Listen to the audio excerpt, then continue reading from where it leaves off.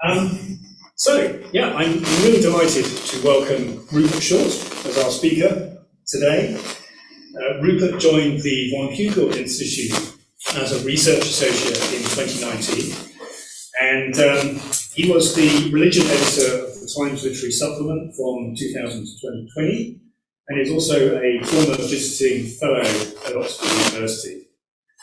Rupert is the author of many books, and he's contributed to a wide range of publications, including The Guardian, the FT, Daily Telegraph, The Tablet, and Madrid-based Revista de Libros. Rupert's most recent book is called The Harvest Problem, and which addresses the question of how can a supposedly all-powerful and all-loving God permit evil and suffering on a grand scale. And the title of Rupert's talk today is Science, Spirituality, and the Problem of Evil.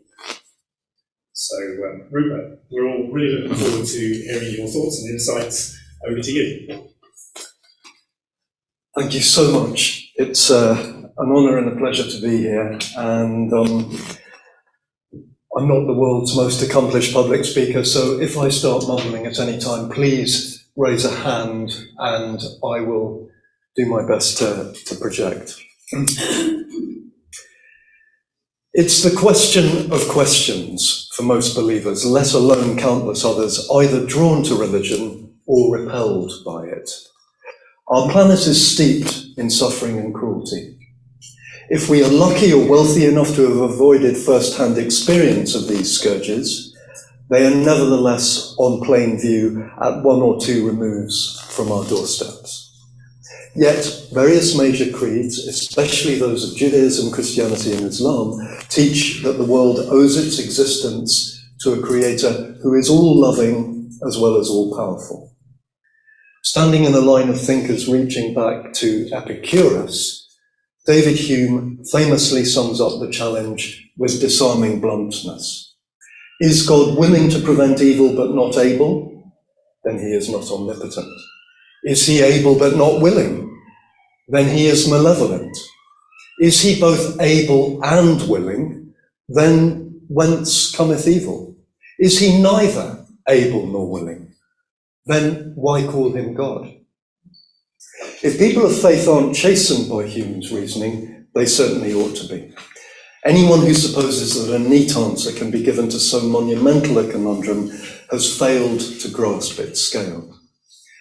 Serious replies from across the spectrum should therefore be multi-layered and tentative in principle. Caution need not imply confusion or faint-heartedness, however. So here are a few counter-thoughts in brief. Granted, Hume does fire well-aimed darts at what looks like religion's weak flank. We should hardly expect less from a father of modern atheism. But what about his own soft underbelly? If all God talk is based on a mirage, then life has no ultimate meaning whatever. And is that drastic inference fair or over-hasty? The heart of the matter, it seems to me, lies here, one stage further back in the argument. In other words, we will make little progress in discussing God, evil, and suffering without engaging the prior question of whether the world has a creator, and therefore, presumably, a goal.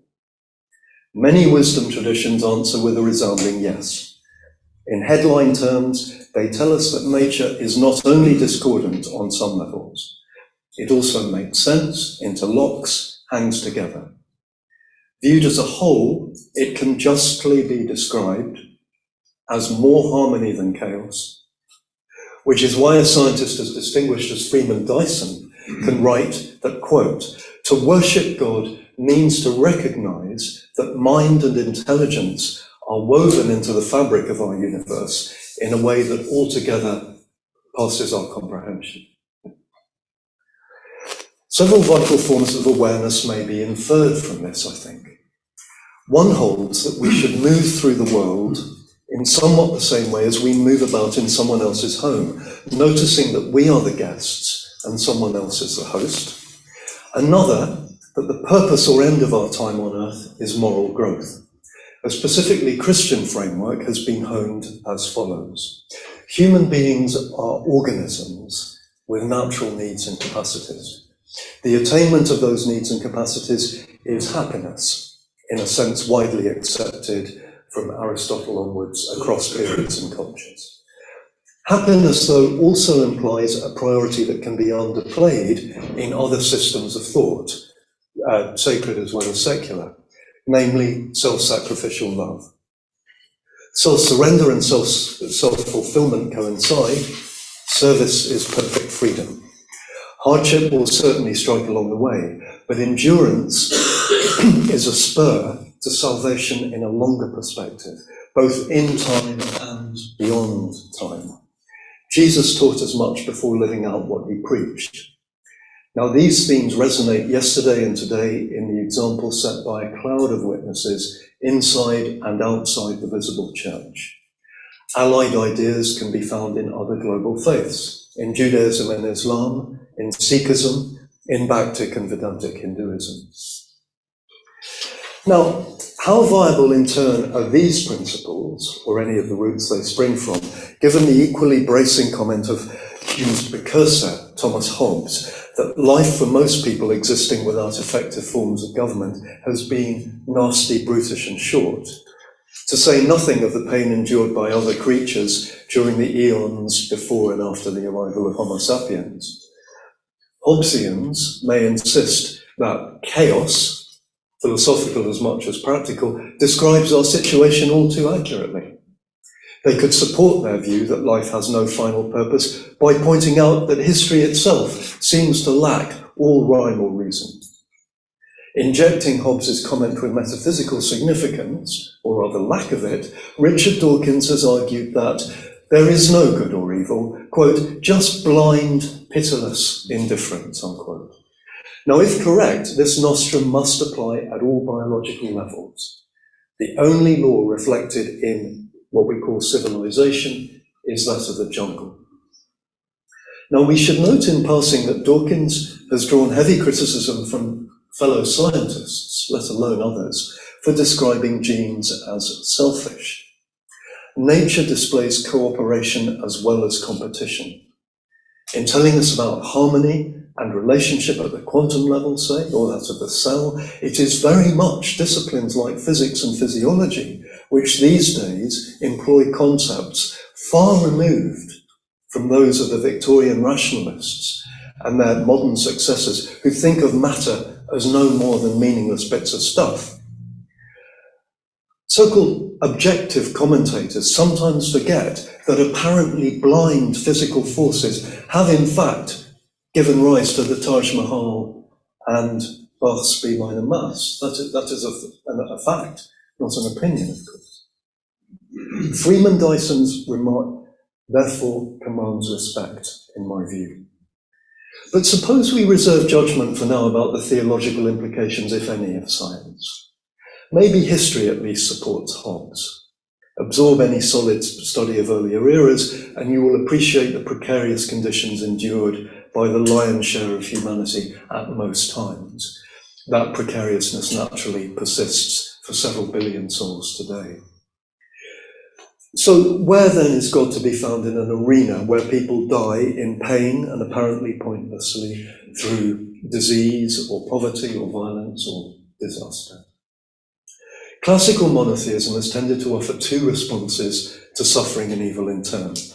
First, it is said, pain cannot be avoided where physical laws have their own integrity. A material world involves inbuilt constraints. St. Thomas Aquinas observes that things exist by surviving, namely by winning the favour of their environments, but there is no chance of harvesting all that benefit at once without any associated rupture. In Aquinas' view, the universe as a whole is better for including some things that cease to survive. Fire must consume air in order to burn. Deer must eat saplings. A tiger's good, of course, is a buffalo's evil. There are ways of improving the situation so as to be more even-handed, but to have The universe without any of this destruction is impossible, he says. Aquinas adds candidly that as a result of bringing about world order and harmony, God indirectly causes natural evils and afflictions. Not even divine omnipotence can generate a finite cosmos in which natural evils will not be a concomitant of good. Knowing this, God chose to create, so can be held responsible for natural evils. Supposing we had the omnipotence, though, would we decide to destroy life because of those concomitant evils? The answer for Aquinas is no. Therefore, blaming God is not viable. The true course is for us to accept our environment and assume our share of the responsibility for it. We could try taking on one of the main tasks for which Genesis says Adam and Eve were made, namely to tend and cherish the earth as good stewards. Evil is also considered unavoidable in a setting where flawed human beings are free to become better or worse. When the renowned Jewish thinker Jonathan Sachs when he was confronted by the question of where God had been at Auschwitz, he said, God had been there in the words, "You shall not murder." He was there in the words, "Do not oppress the stranger." In the words, "Your brother's blood is crying to me from the ground," unquote. Rabbi Sachs immediately added that the Holocaust was not in and of itself a new challenge to faith. Exactly the same question could have been asked about Cain and Abel among innumerable other disasters. Why did God let Cain kill his brother?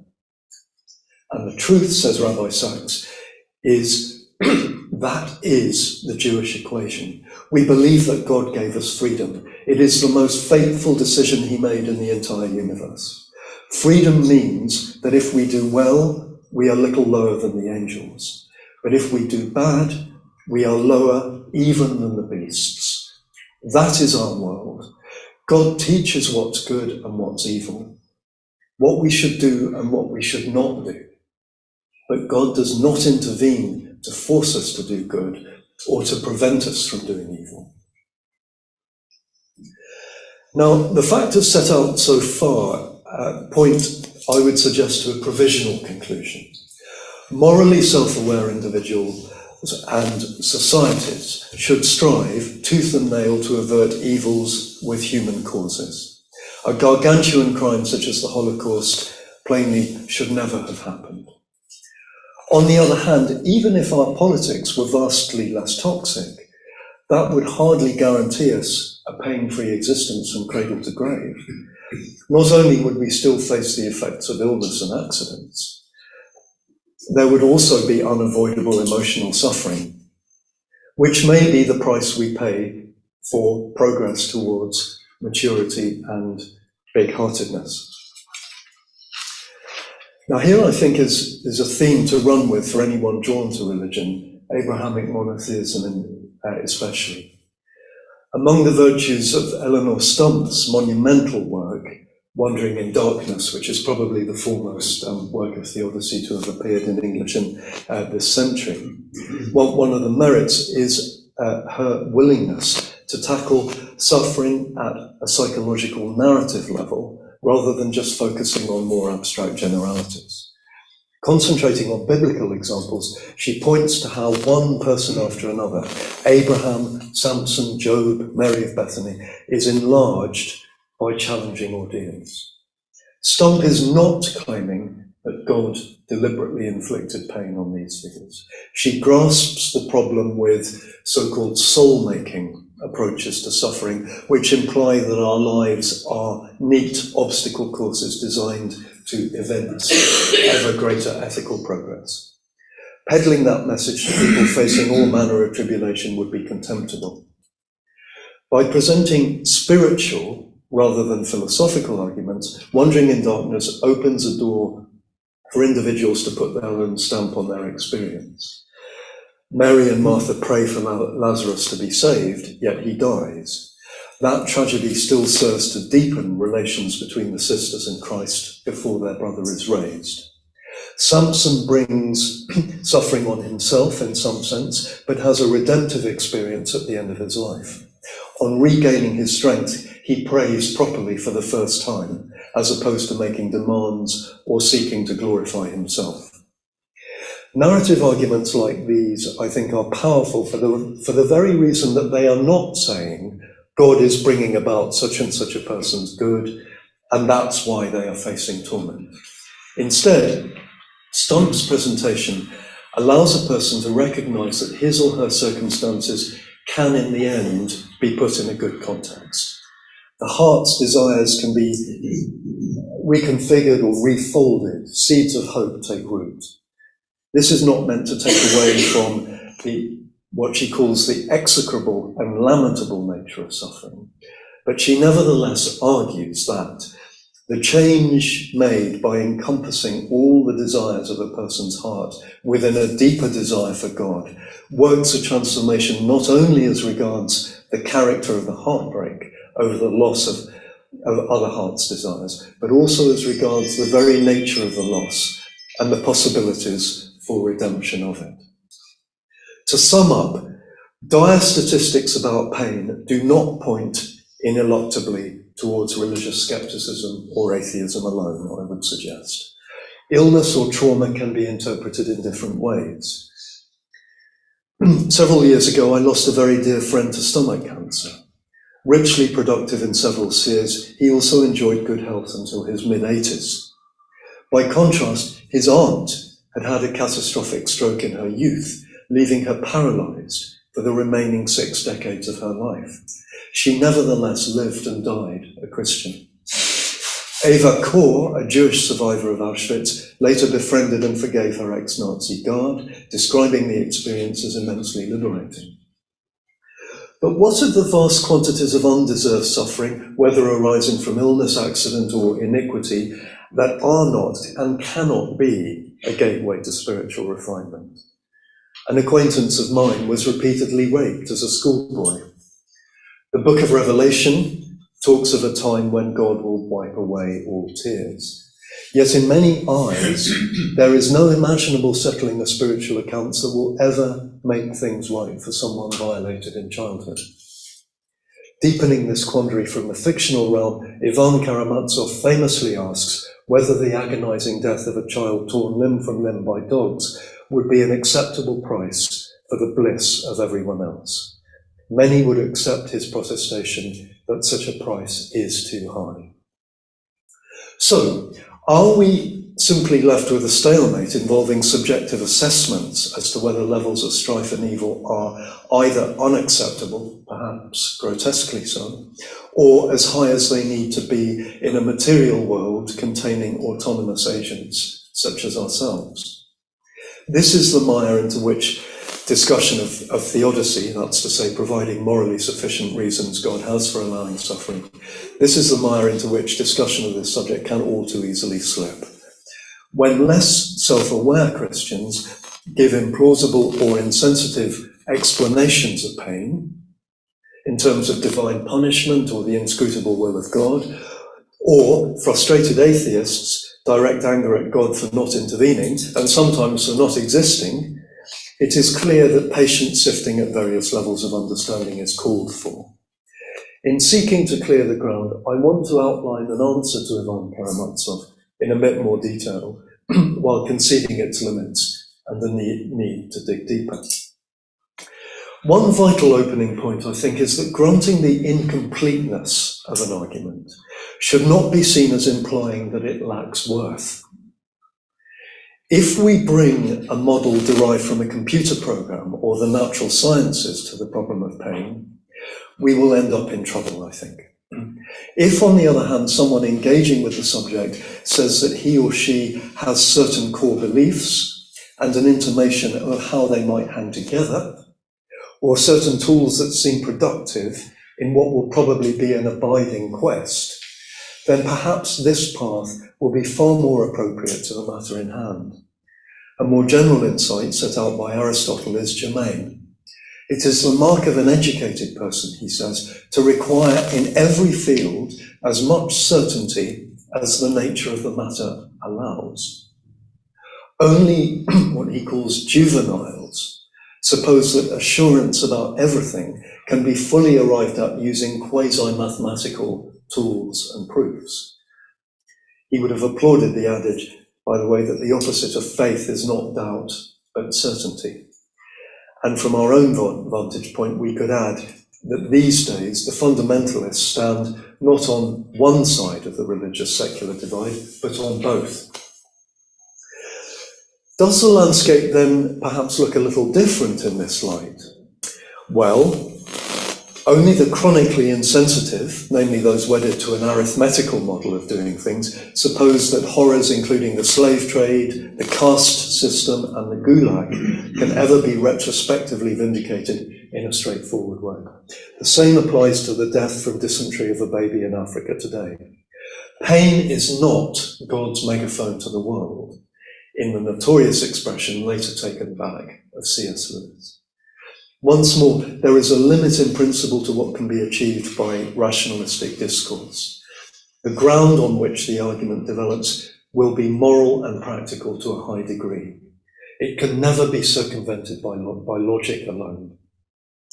Ask reflective Jews, Christians, and Muslims how to square the circle, and they are likely to insist that the resources of faith do not provide a demonstrative solution to questions about the volume of suffering in the world, but rather a resolve never to abandon the way of hope. They may also say that there remains a place for muscular philosophical thinking in appropriate contexts, side by side with other approaches.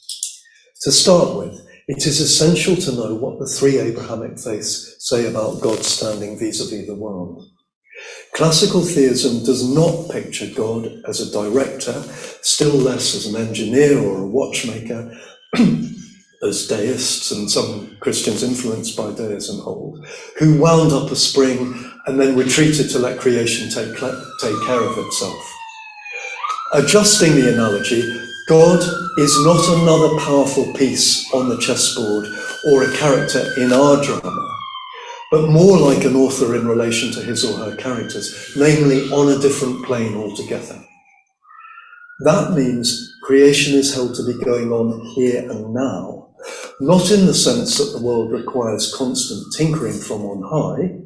As I said, material reality has its own coherence, described by the laws of physics, but because God holds everything in being moment by moment at a deeper level. Among the implications of these tenets are that God is therefore not observing us from a distance, ruminating on whether or not to get closer. Divine involvement in creation is already deeper and more intimate than we can imagine. While activated by God, however, the world is different from him, hence our free will, and, as indicated, what is not God will by definition be subject to imperfection, decay, collision, conflict. Viewing their respective doctrines in the round, believers can infer that God's role is neither to cause tragedy nor to resolve it by our own canons of resolution. His relation to strife lies instead in the resources he offers for transfiguring it and taking it forward. And I'd just like to share with you that one of the most impressive messages I received while researching my book, The Hardest Problem, came from a priest caring full-time for his wife who lives with a severe disability. Knowing that he had previously served as a school chaplain, I asked how he handles student questions about whether God responds to petitions for help. Many people plainly seek divine intervention on all sorts of levels, from sending rain for crops to aiding the chronically sick. My response was twofold, he replied. Firstly, that I would prefer the kind of prayer that offers up worries about the drought to the kind that asks God to turn on the tap. There's a spiritual warrant for that kind of prayer, see 1 Peter 5:7. And he adds, as a spiritual director, I encourage such explicitness, partly because it helps to externalize the concern or the worry. Secondly, I make the obvious but important point that what might help a drought-stricken farmer might be a disaster for the householders down the valley whose homes would be flooded if his prayer were answered. My grandmother's reproof of selfishness, "You're not the only pebble on the beach," also got quoted. And he added, "I don't expect the universe to be run for my personal benefit or convenience. I believe in God, not in Santa Claus or the Tooth Fairy. As regards the issue that most faces me personally with questions regarding theodicy, namely my wife's neurodegenerative condition, my prayer is not for a healing miracle, but for the spiritual resources we both need to deal with it. Thus far," he concluded, "I find those prayers are answered." I've already noted that a world containing self-conscious creatures like ourselves is probably hard to conceive without moral as well as natural evil. It could also be argued that human beings are only fully free in their relations with their creator if their existence and that of the universe is fully causally explicable through the resources of science. From such a perspective, evolution is God's way of conferring that freedom. So benign teleology, if it exists, cannot mean that God fixes things in order that everything works out for the best. The believer already knows that times without number in the history of humanity, terrible earthquakes, tsunamis, plagues, famines, wars, and all manner of other disasters have struck, killing, maiming, destroying lives, and God does nothing to stop them. This may seem too obvious to need stating, but sometimes stating the obvious can help to draw our attention to what is lost sight of through familiarity with the moves and counter-moves of intellectual debate. For instance, if teleology precludes magic wand-style deliverance, it might mean, nevertheless, that all things created by God have a final objective, or that their true destiny is to seek the good. And this, so people of faith could add, is already more than the atheist or materialist is prepared or entitled to say. Sometimes, as we know, individuals deliberately turn away from that quest, and sometimes, through no fault of their own, they are prevented by misfortune or disease or natural disaster from pursuing or even embarking upon that quest. But again, we already know that many entities in the biological world do not, for various reasons, reach their goals. Church teaching has tended to harness the argument in ways already hinted at.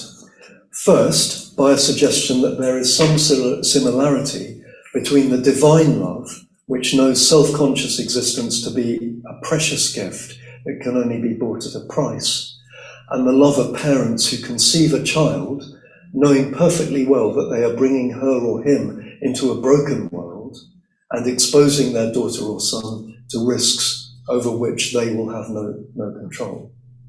Mothers and fathers choose life because they believe in its possibilities. Second, Christians invoke fundamental articles of faith. A potent answer to the waste and suffering entailed by evolution is the presence of God incarnate experiencing the joys, sorrows, injustices, and mortality that we all face. It is a commonplace that Christians do not merely believe God to be great or transcendent. They hold that he transcended his transcendence by taking off his crown to share our flesh. God was rejected by humankind on the cross, but made of that rejection an example of divine humility. Another biblical theme follows on from this.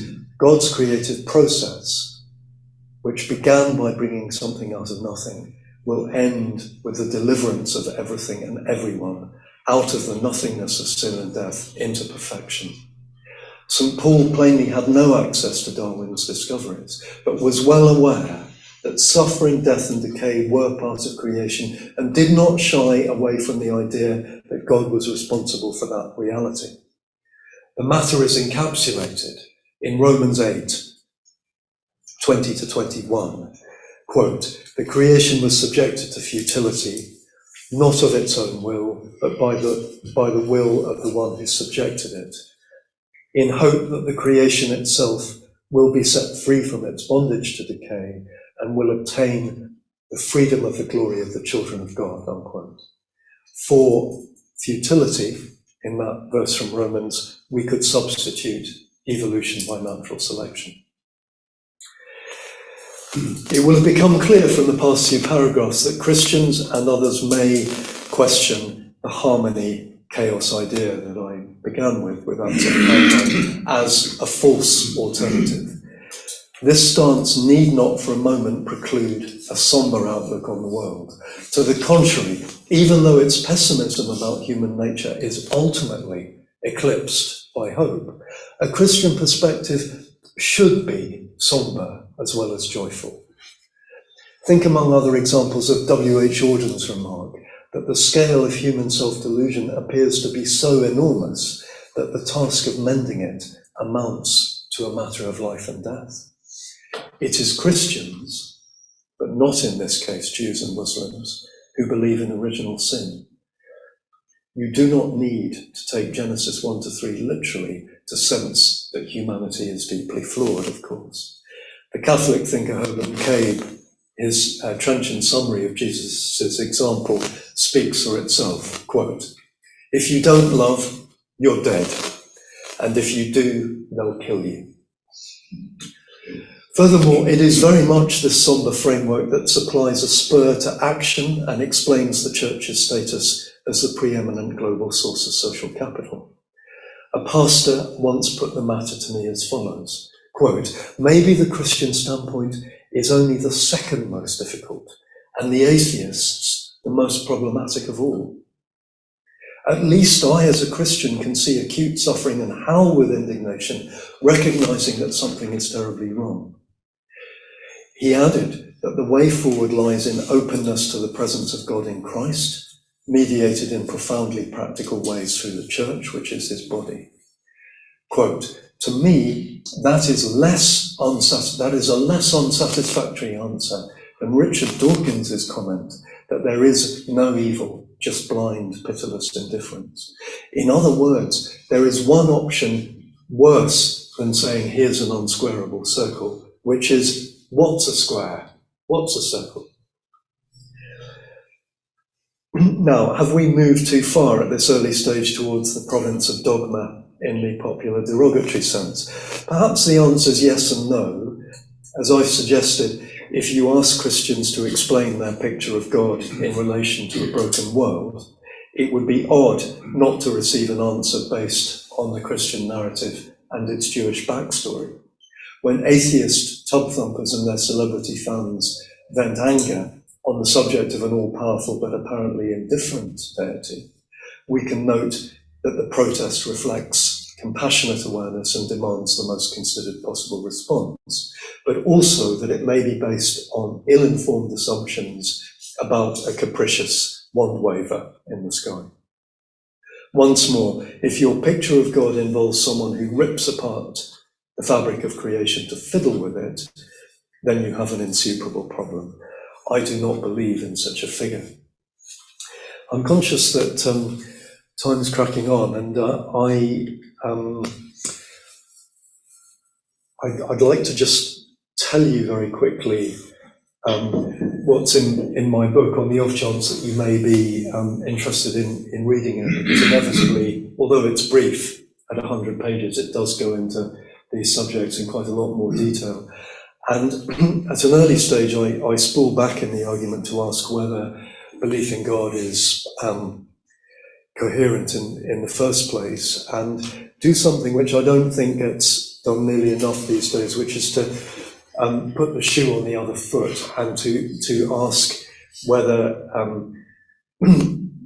theism's opposite, that's to say philosophical naturalism, is really seaworthy intellectually as an account of reality from the bottom up. And I hope if you read the book, and if you are a religious believer, you'll be heartened by what I describe as a renaissance in the field of the philosophy of religion. I also go in more detail to the question of divine action, which I was hoping to talk about today. Maybe we could discuss in the Q&A. But given that I should probably pipe down shortly, and I'm certainly very interested in, at least as interested, if not more so, in your views and anything I have to say. I will round off in a moment, but let me also just say that in the final chapter, I say, having said, a great deal, which I think would appeal to believers in God generally, particularly to Jews and Muslims, I focus things more narrowly in a Christian direction, because of course the belief in the incarnation and the atonement are absolutely fundamental to a Christian engagement with the subject. And the other thing that of course is of crucial importance is belief in providence, or some capacity at least to explain what is meant by providence. And I round off, having described what it means, in my view, to claim that Jesus died for the sins of the world, with a little passage on providence, which ends as follows. How is it that it can be claimed that a good purpose is being worked out through history?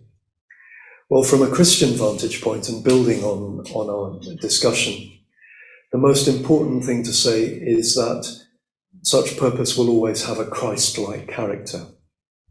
God's plans will involve crosses as well as hosannas and resurrections, and developments that on the face of it appear purely negative or meaningless may not do so in hindsight. Our crosses may ultimately show their good purpose if seen in a larger context, both within and beyond time. But that perspective in turn may depend on still to be realized eschatology. The life of Jesus bears out the claim. His first 3 decades were mostly spent under the radar, as far as we know. His 3-year ministry ended in failure as well as a scandalous death. Christians, let alone non-believers, are often among the first to grant that the resurrection and the descent of the Spirit at Pentecost represent definitive but still partial manifestations of God's purpose in time. In the Gospels, Jesus asks pointedly whether the Son of Man will find faith filling the earth on his return. The answer to this rhetorical question is, of course, negative. He will find only sporadic signs of the kingdom, wars and rumours of wars, and wheat mixed with tares. We discover what have been called figural or associative understandings of providence across the theological spectrum, from Origen in the 3rd century to Karl Barth and Hans Frey in the 20th. According to this way of thinking, disasters and other evils may appear irreducibly bad in linear terms. Crosses will always be crosses in some eyes.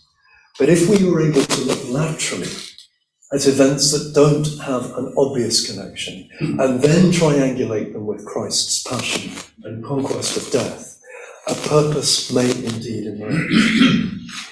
In the Hebrew Bible, formative episodes such as Passover, Exodus, and the return from exile occur far apart in time.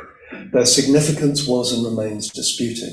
Yet by comparing them laterally and triangulating them with the example of Christ, their purpose may become clearer. As Vernon White, the Anglican theologian who's done a good deal of work in this area recently, writes, we may see the family resemblance, the common identity of one common underlying actor fulfilling a common purpose.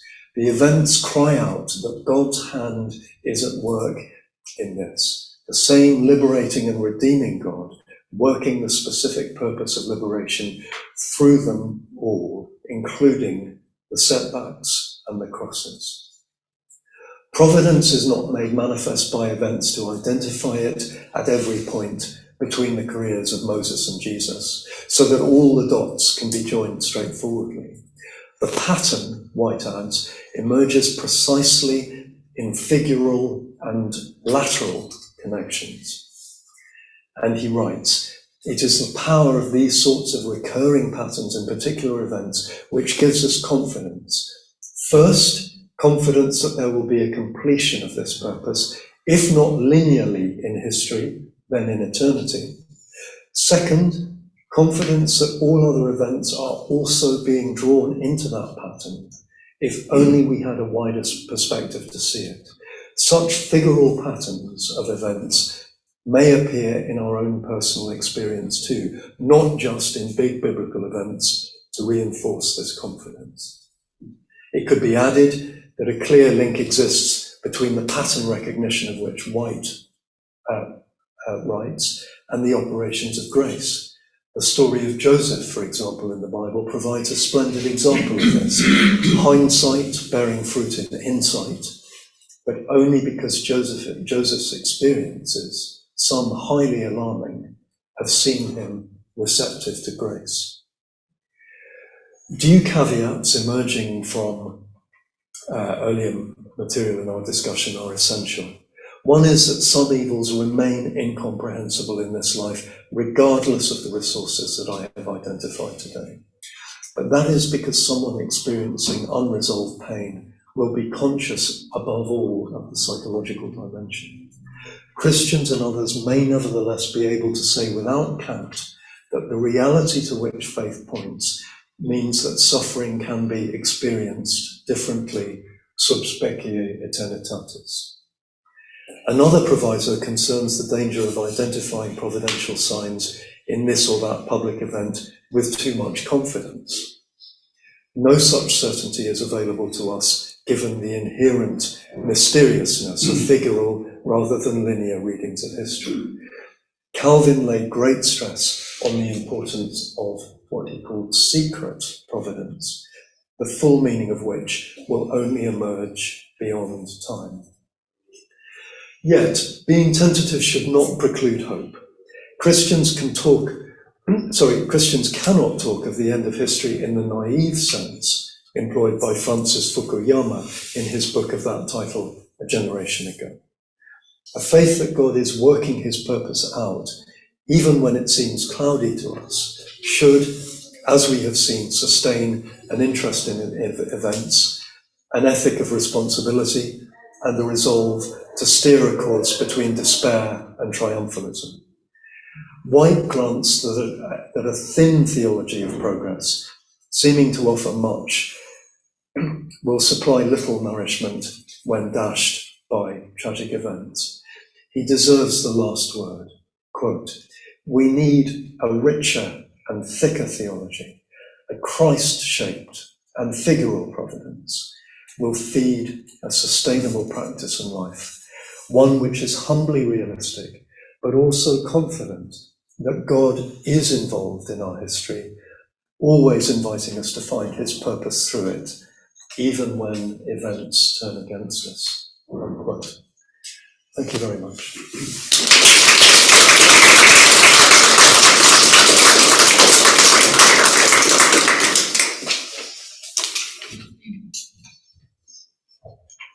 Wonderful. Well, Rupert, thank you so much for opening our minds to some of the complexities of this topic, and but also providing, I think, a message of realism and hope in what you said. So I'm sure there are lots of topics that people would like to discuss further. We've got the opportunity now for some Q&A. I'm going to ask the awkward question, which is, why does there have to be a problem of evil? Why do you have to describe what we've got as a flawed creation? I believe it was as God intended it to be. We can see from the fact that evolution is required in order to produce life. We can see from long before there was a universe that things were variable. So what is necessary in this creation is that God made a creation in which variableness, chance, uncertainty had to be part of the mix. And it may look as if it's, in a sense, flawed, but it's only this possibility of things going wrong which gives us any purpose. And it's that purpose that we find in the fact that it wasn't made perfect. There is no perfection anywhere around, but we do have something to do to prevent it, even just to stop it getting worse, but to make things better. And rather say there isn't a problem of evil, there is just something to be confronted. Yes, I don't think you've been awkward at all. In fact, I think what you said chimes with a great deal of what I was saying. I guess it's worth pointing out that Christian orthodoxy does speak of the fall and then therefore of some kind of aboriginal catastrophe in creation. And looking around, yes, there's certainly a lot for us to roll up our sleeves over in terms of mending. There's a lovely Kabbalistic phrase, tikkun olam, repair of the world. This Jewish tradition would say, the parts of the world are on fire, and it is our job as we can be agents of God on this model, and it is our job to dampen down the flames in every way that we can. Great, thanks, Rupert. Okay, I'm going to ask one of the questions from the people who are participating online.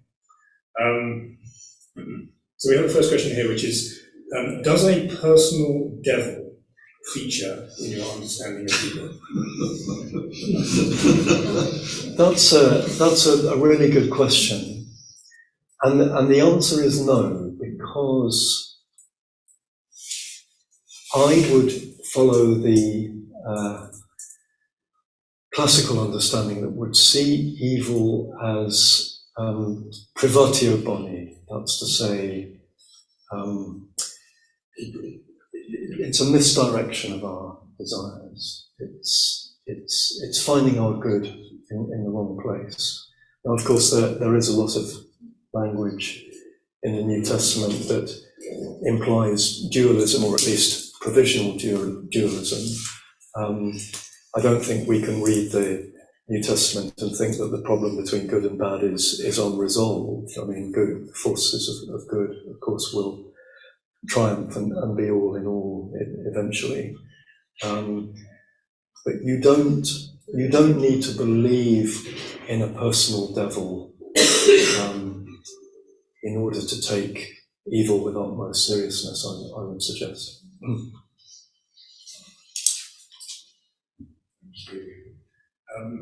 Another question from the room here. Thank you for your talk. A lot of it resonates with me. I'm just wondering how you would view when people are suffering, and there's a lot of turning to God, and that can be really good, and those prayers are answered. Some people do get healed. How does that sort of fit theologically? Are they just lucky? Did God say, yes, it's your day? Was something about nature that kind of clicked? What's your theological view on those who do get healed? It's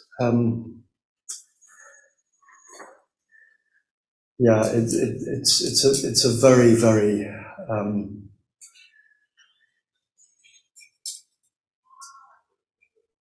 a very vexed question. We shouldn't forget here that when Jesus prayed 3 times in the Garden of Gethsemane for deliverance, his prayer wasn't answered. There appear to be prayers that are answered and prayers that aren't. In my text, I suggested the following, that when people pray, they're seeking to open up their lives to enough of God's love for a difference to be made. They're trying to be a conduit for a healing purpose. The purpose can therefore be practical.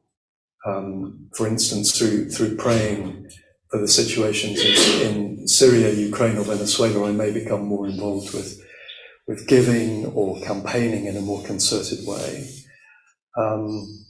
If that's not possible, in the words of a preacher I once heard, the Christian makes the bold assumption, as do people of other faiths, that simply opening one's heart to a given source of need somehow brings into the world something of God's action and God's freedom, which can in general make a difference.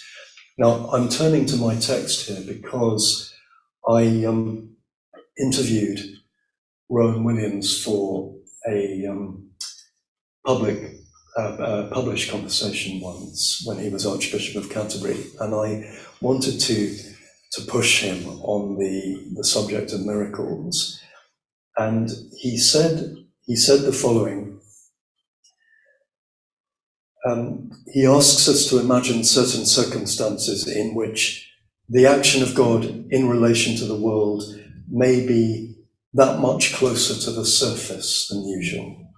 We may not be able to understand what the rule of that is, but if what is sustaining every reality is the energy, the action of God, then is it so difficult to believe that from God's point of view, and not ours, there are bits of the universal order where the fabric is thinner, where the coming together of certain conditions make it possible for the action of God to be a little more transparent.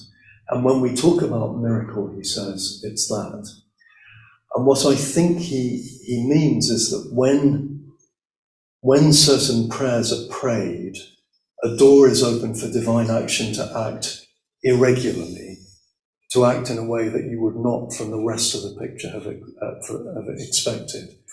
And I think the model acquires greater texture, given a prior conviction that divine energy and glory are always pretty near the surface of the world, and in certain circumstances very close to the surface indeed. It needs adding that miracles, I go on, can be detected in perceptions of events. Mainstream Christians can affirm belief in the objective reality of miracles while also drawing attention to someone who has recovered from addiction via a 12-step program, say. I myself have a more intuitive sense of a miracle when someone surmounts disaster in that way than in an occurrence that is less easy to explain. But it remains compatible with the principle that the energy of God, constantly bubbling up beneath the surface of life, can sometimes so seep into the actions of men and women that possibilities we never imagined come to fruition. Elements of what is always present at the corner of our vision, as it were, come centre stage. And then I say, and I'll just add this if I may, because I think it is very, very important to our discussion. If we're seeking to understand developed Abrahamic teaching on miracles, we must remind ourselves over and again that the relation between uncreated and created reality does not rest on presuppositions about a neat distance between God and ourselves. There is both total difference and yet not a distance. So many questions in theodicy and the philosophy of religion more widely come down in the end to different models of causality, in that if your understanding of divine and human agency is antagonistic or competitive, then fundamentally we're left with a problem. Whereas if creatures are held to be nested within the divine causality, then a very different model becomes available. It doesn't dissolve all challenges, but they take on a new structure. So I'm talking here about the importance of intermediary agencies. I'm talking about our capacity on a classical understanding to become chisels for the unseen hammer blows of God. slides. So let's take another online question.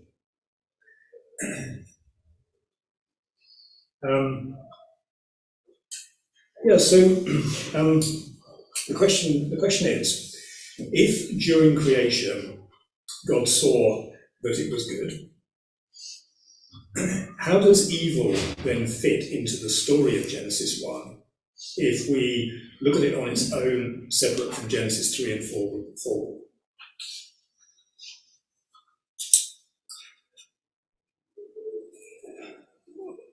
Well, I mean, I'm happy to take Genesis at face value in some ways, that the world was created good, and human beings have messed up. I mean, that the fall. I mean, we shouldn't forget perhaps that the New Testament talks about a universal restoration of creation. I mean, it doesn't talk about human beings, redeemed human beings, going to heaven alone. It talks about the consequences of the resurrection as being much more transformational than that and affecting the entire created order.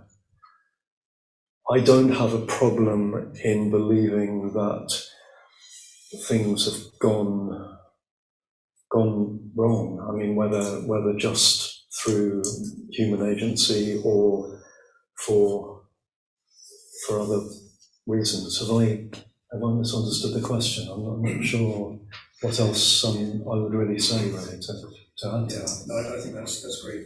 Thanks, Rupert. I think we've got time for one more question from the room. Right? Yeah.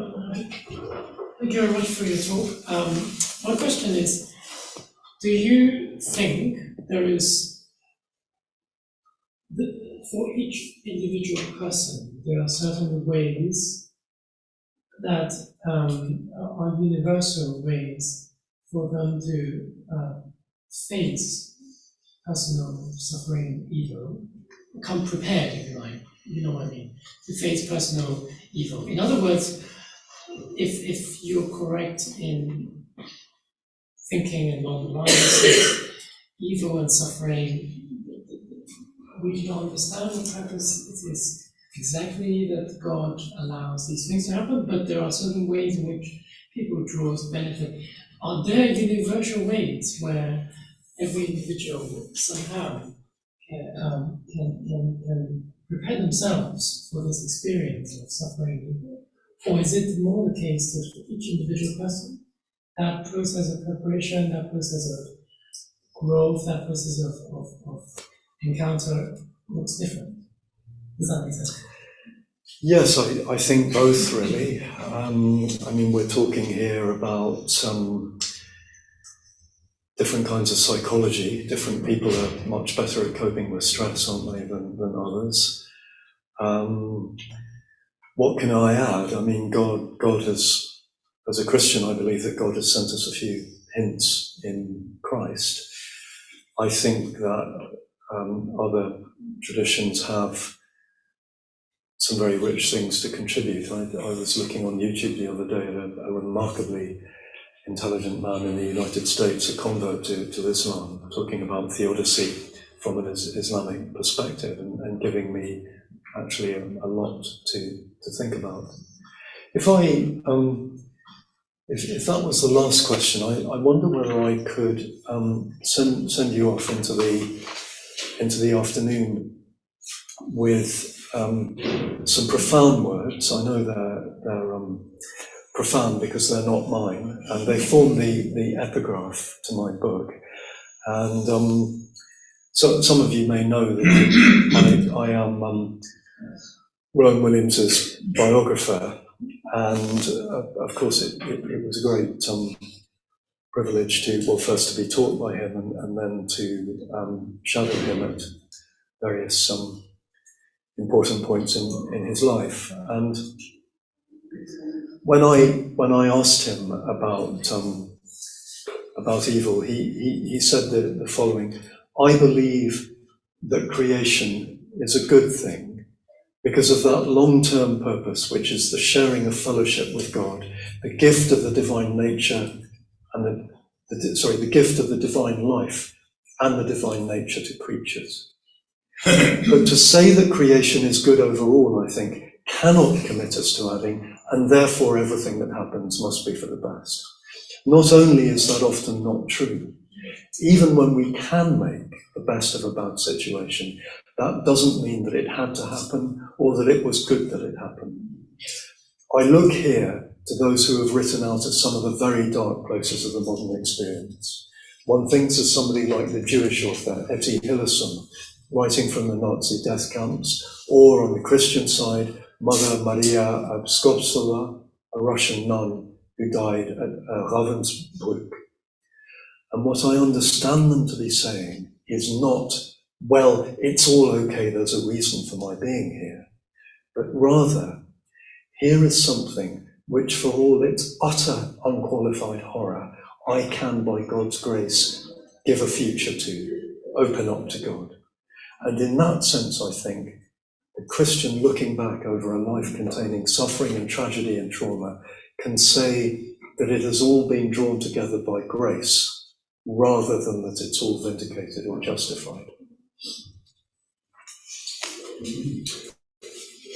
Wonderful. Well, I'm afraid that that's all we've got time for this afternoon, but I just want to so much thank Rupert for your wonderful talk and for answering the questions and giving us so much to think about. I'm sure I speak for everybody in saying that we really enjoyed your talk. Thank you.